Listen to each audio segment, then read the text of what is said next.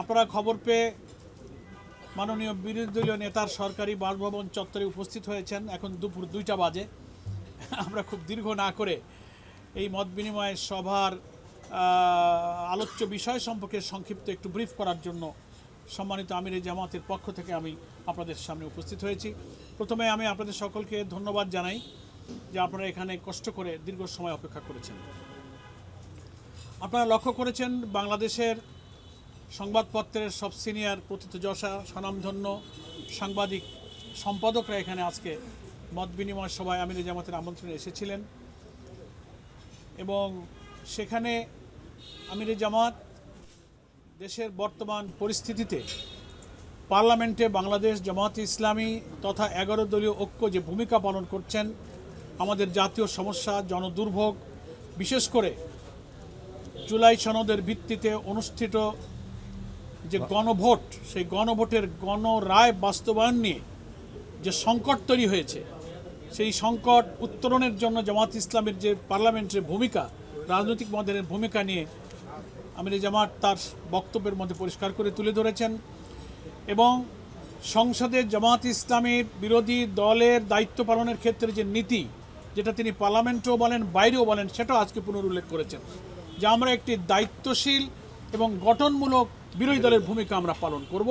সেটা যে আমরা করে যাচ্ছি, প্রচলিত প্রথাগত বিরোধী দলের রাজনীতিতে যে ব্যাড প্র্যাকটিসের একটা পুরনো খারাপ ঐতিহ্য যে ছিল, সেটা ভেঙে আমরা যে দেশের স্থিতিশীলতা, রাজনীতি, গণতন্ত্রের উত্তরণে আমরা যে ভালো কাজে সরকারকে সাহায্য করব, সকল মন্দ জনস্বার্থ বিরোধী কাজে আমরা প্রতিবাদ করব, এই পলিসির উপরে জামাত আছে।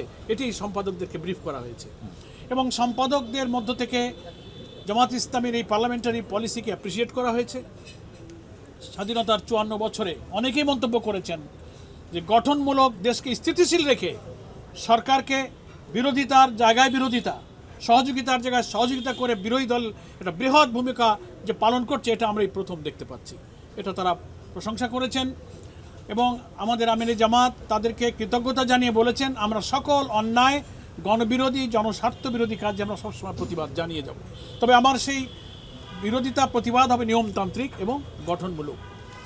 এটা একটা আলোচনা হয়েছে। এরপরে বাংলাদেশি বিরাজমান রাজনৈতিক পরিস্থিতি, আন্তর্জাতিক পরিস্থিতি, ভূ রাজনৈতিক পরিস্থিতি, প্রতিবেশী দেশের সাথে সম্পর্ক, এগুলো নিয়ে সম্পাদকদের সাথে আমাদের আমিরে জামাতের প্রশ্নোত্তর মত বিনিময় হয়েছে।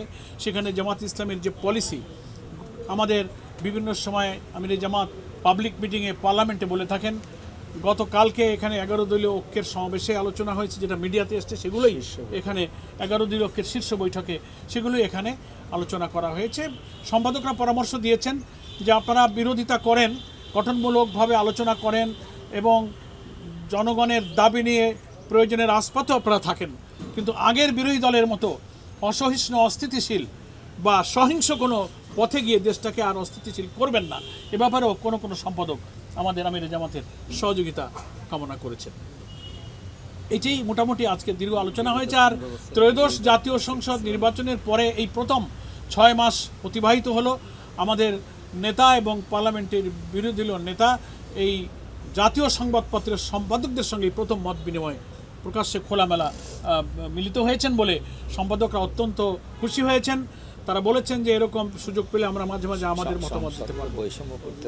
এবং জাতীয় সংসদে বর্তমান সরকারি দল বিরোধী দলের এমপিদের সঙ্গে কোথায় কোথায় বৈষম্য করছে, তারা উন্নয়ন কাজে, বরাদ্দে, বিলি বন্টনে, ইভেন পার্লামেন্টের ফ্লোরে আমাদের কথা বলতে দিতে, আইন প্রণয়নে, নানা নোটিশ গ্রহণের ক্ষেত্রে আমরা কি প্রচেষ্টা চালিয়েছি, বিদ্যুৎ, গ্যাস সংকট, আমাদের গণভোটের গণরায় কার্যকর করা, দ্রব্যমূল্য, প্রবাসীদের অধিকার, নানান ইস্যুতে জামাত যেসব ভূমিকা পালন করেছে, আমরা যে পার্লামেন্টে স্পিকার অথবা সরকারি দলের পক্ষ থেকে যে কি বলবো ইনসাফপূর্ণ কোনো আচরণ আমরা পাইনি, বরং অনেক জায়গায় আমরা বৈষম্যের শিকার হয়েছি, সেগুলো তিনি তুলে ধরেছেন।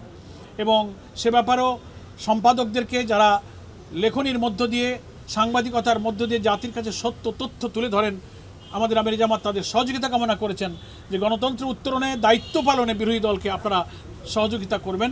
এ ব্যাপারে তিনি সম্পাদকদের কাছে সাহায্য কামনা করেছেন। এবং জাতীয় সংসদে ইতিপূর্বের বিরোধী দল কী সব ভূমিকা পালন করে দেশকে অস্থিতিশীল করেছে, অকার্যকর করেছে, সম্মানিত সম্পাদকরা সেই সমস্ত ইতিহাসও স্মরণ করেছেন। সেক্ষেত্রে আপনারা যে ব্যতিক্রম সেটাও উনি প্রশংসা করেছেন এবং আমরা সংসদকে কার্যকর রাখতে চাই, কিন্তু সেটা কনস্ট্রাকটিভ এবং রেসপন্সিবল একটা অপোজিশন হিসেবে আমরা দায়িত্ব পালন করতে চাই। সরকারকে দায়িত্বশীল এবং সম্পাদকরা এটা স্বীকার করেছেন, আমরাও তো বলেছি যে সরকারের দায়িত্বে যারা আছেন তাদেরকেও দায়িত্বশীল হতে হবে, তা নাহলে শুধু বিরোধী দল একা সব দায়িত্ব নিয়ে দায়িত্বশীল হতে পারে না। এ ব্যাপারে সরকারি দলের পক্ষ থেকেও সহযোগিতা এবং দায়িত্বশীল ভূমিকা কাম্য। এই সব আলাপ আলোচনা কিন্তু হয়েছে। আপনাদের সকলকে ধন্যবাদ। আমাদের সম্পাদক বৃন্দ এবং নেতৃবৃন্দ এখানে আছেন। আমাদের বিরোধী দলের নেতার সাথে আমাদের বিরোধী দলের উপনেতা কেন্দ্রীয় নায়েবে আমির ডক্টর আব্দুল মোহাম্মদ তাহের ভাইও আমাদের এই বৈঠকে উপস্থিত ছিলেন। অনেক মাননীয় সংসদ সদস্য, নির্বাহী পরিষদের অনেক সদস্য আমাদের সঙ্গে উপস্থিত ছিলেন।